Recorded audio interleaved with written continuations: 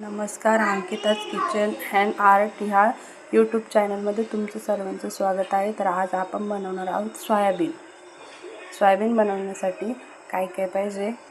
Soybean बनवण्यासाठी आपण घेतल्या अद्रक लसूणची पेस्ट, ढोबळी मिरची चिरून, कोथिंबीर चिरून, टोमॅटो चिरून घेतले, कांदा चिरून घेतला आहे आणि तेल, चवीनुसार मीठ, हळद, मोहरी, धना पावडर, मिरची पावडर, संगमनेरी मसाला आणि आपला घरचा मसाला आणि कढीपत्ता.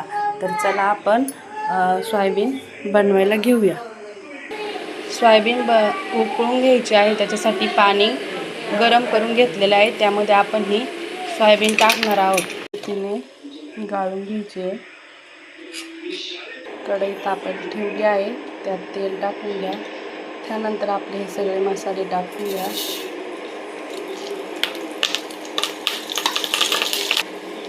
छानपैकी मिक्स करून घ्या.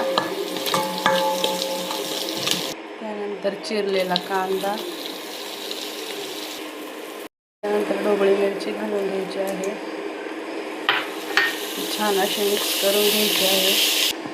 त्यानंतर टोमॅटो घालायचे आहे. छान असे मिक्स करून घ्यायचे आहे. त्यानंतर थोडीशी कोथिंबीर घालायची आहे. थोडंसं पाणी टाकून घ्यायचं आहे.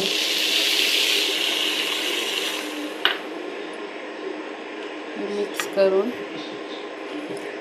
त्याच्यावर झाकण ठेवून द्यायचं आहे. 5 मिनिटांवर झाकण ठेवून द्यायचं आहे. त्याला शिजू द्यायचं आहे. झाकण खोलून बघू. भाजी होतच आलेली आहे. आपली भाजी छान फ्राय झालेली आहे.